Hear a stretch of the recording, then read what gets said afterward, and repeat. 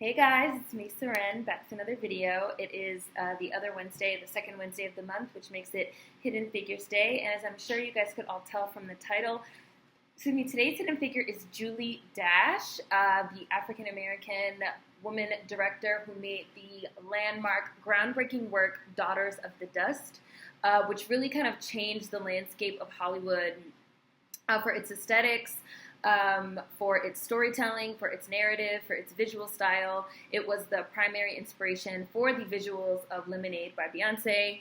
And I found out recently, I did not know this when I made my last video where I talked about The Beguiled by Sofia Coppola, but I found out recently that The Beguiled was actually shot in the same place where Beyonce filmed Lemonade, despite the fact that she deliberately erased black women from the narrative because she wanted to talk about gender dynamics instead of racial ones, because black women aren't women, despite the fact that you're filming in the same place as Lemonade. And Elle Fanning and Kirsten Dunst recreated the scene from Sorry with Beyonce and Serena Williams sitting in the big chair. They like recreated that dressed up in their fucking plantation clothes.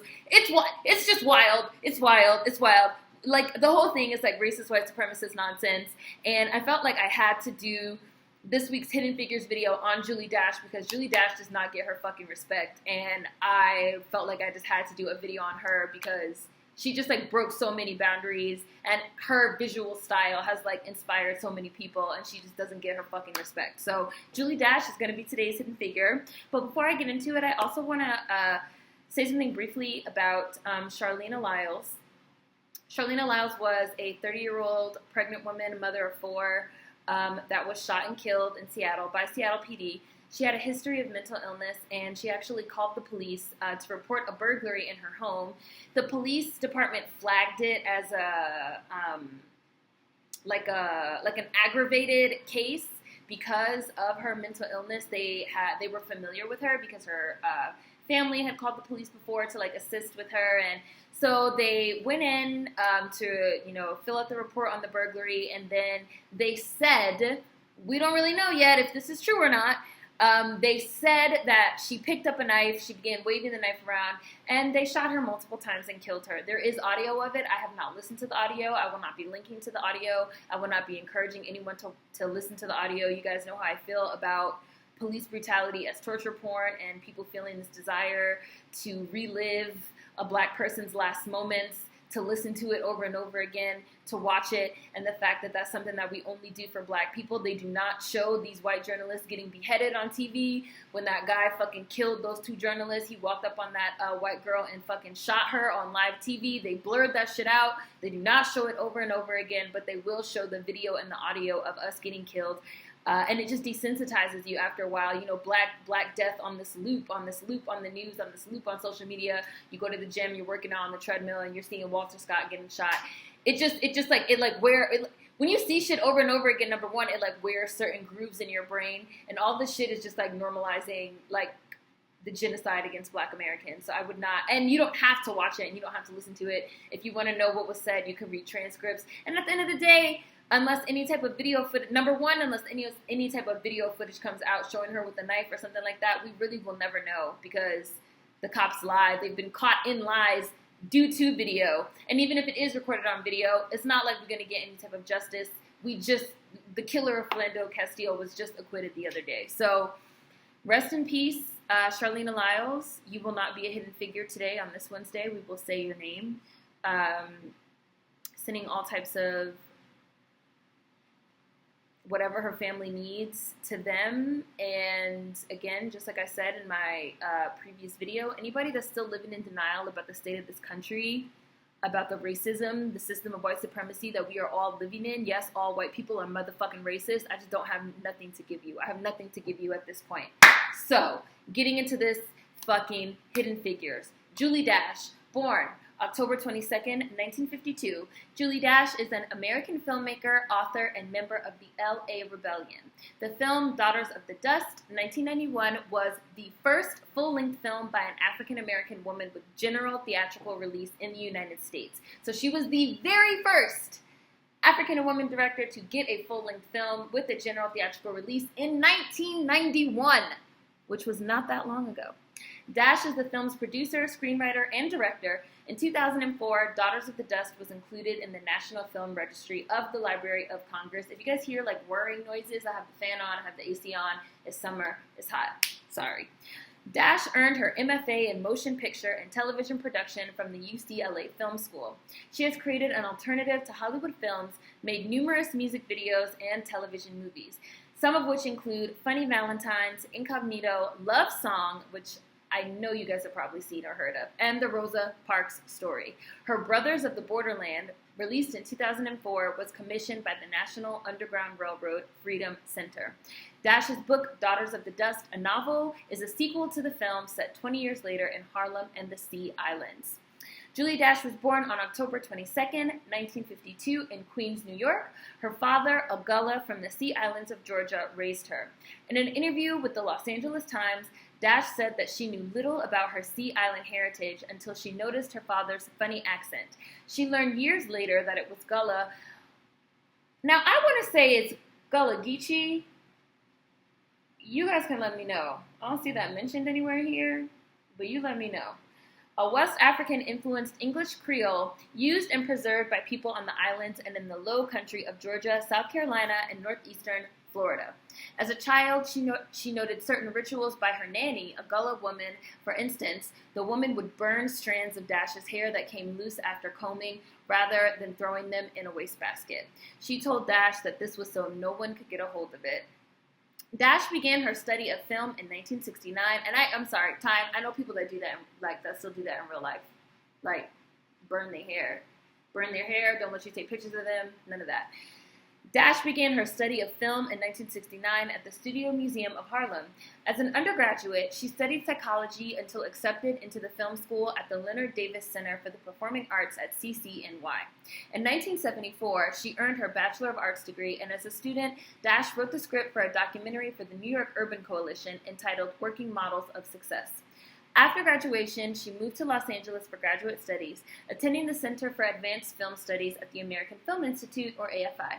There, she studied under famous filmmakers, and attended graduate school at the UCLA Film School, becoming one of a new generation of African and African-American filmmakers known as the Black Insurgents, or the LA Rebellion.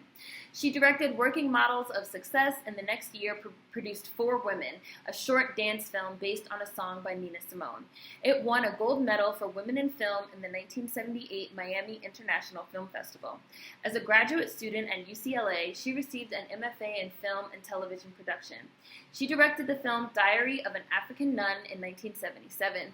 Screened at the Los Angeles Film Exposition, it earned a Directors Guild Award for a student film. Her work began to take on a new direction after film school. Dash said in an interview with The Village Voice, "I stopped making documentaries after discovering Toni Morrison and Alice Walker. I wondered, why can't we see movies like this? And I realized I needed to learn how to make narrative movies." Being inspired by these novels of Black women authors led to her decision to work at Dramatic Films. Her film Illusions, released in 1982, was her first to earn more widespread success and attention. Set in 1942 Hollywood, a year after the attack at Pearl Harbor, it takes place at the fictional National Studios, where Mignon Dupree is a Black woman executive who has passed for white to achieve her position, while Esther Jeter is a Black woman who dubs the singing voice in musicals for a white Hollywood star. They work in an industry based on creating images and alternative realities, and the film explores Mignon's dilemma, Esther's struggle to get roles as an actress and singer rather than dub for others, and the use of cinema in wartime. The film also has a major theme of the use of codes for strategic advantage. Illusions was critically acclaimed. It received the 1985 Black American Cinema Society Award and the Black Filmmaker Foundation's Jury Prize in 1989 as the best film of the decade. From 1978 to 1980, Dash worked as a member of the Classifications and Rating Administrations for the Motion Picture Association of America. She also worked on Daughters of the Dust since 1975, finally getting financing in 1988 from PBS so that she could proceed. It is the first feature film by an African-American woman to be distributed in the United States in theatrical release. It tells the story of 3 generations of Gullah women and the peasant family on St. Helena Island in 1902 as the younger ones prepare to migrate to the north. It was filmed on location in the Sea Islands. Daughters of the Dust premiered at the Sundance Film Festival in 1991, where it was nominated for the Grand Jury Prize and won a Cinematography Award. The movie gained critical praise for both its rich language and use of song, and for its lyrical visual imagery and cinematography. In 2004, Daughters of the Dust was selected for preservation in the United States National Film Registry by the Library of Congress as being culturally, historically, or aesthetically significant. With her success, Dash said, "I'm a very hopeful person, and I think we can accomplish a lot through film in the 90s. We're going to see a lot of film work done by Black women who have different concerns than our brothers who make films. We have strong statements to make because we've been silenced for so long." Dash has pursued other film projects and features. She has directed videos with musical artists, including Raphael Sadiq, with Toni, Adriana Evans, and Sweet Honey in the Rock. Her video for Tracy Chapman's Give Me One Reason was nominated for MTV's Best Female Vocalist in 1996. In 2004, Dash made Brothers of the Borderland, a work commissioned by the National Underground Railroad Freedom Center. Narrated by Oprah Winfrey, the film features the character of Alice, an escaped slave whose story represents an amalgamation of historic figures. As an African-American woman, Dash feels it's a duty to embody the richness of women's culture within her storytelling. There's a parallel between her first film, Illusions, and the struggle that African-American women filmmakers working in an industry that is predominantly run by white men face. This film challenges the conventions of classical Hollywood cinema with its form. With her first feature, she had established a womanist style through her cultural awareness, original aesthetic, and headstrong story choices. And there were definitely some quotes in what I just read, but I want to read you guys one more really good quote from Julie Dash. "I wanted to tell a story that was authentic to African American culture, authentic to the point where it was not like something you could turn on the television and see. I wanted it to be more like a foreign film and so deeply into the culture that it appeared to be foreign. Some shit is for us. Some shit you can't touch. And if you don't understand my music, then you don't understand me, and this is not for you." Julie Dash, a hidden figure. There will be some excellent links in the description box, so please click on the description box and read those links. Hopefully you guys are having a great week. Happy Wednesday. Food for thought as always. See you guys next time. Hidden Figures. Peace. Hey guys, just a couple more things I wanted to say about this Charleena Lyles case. I didn't say this in the beginning of the video when I originally talked about it because I felt like I shouldn't even have to say this in a video, but I was like, you know what, let me just say it just in case. So just in case, for anyone's like, just whatever, just in case. Number one, even if she had a knife, they had tasers and non-lethal weapons that could have been used to disarm her. Number two, Black people never get our day in court. We get killed. Number three, cops should have training on how to deal with the mentally ill or should have a professional mental health aide with them in these types of cases, because this is not the first case that we've seen where cops have shot a mentally ill person. Instead of trying to defuse the situation, they escalate. I know it's going to be people talking about blah, blah, blah, blah, blah, blah, blah, whatever, so let me just go ahead and say that. Peace.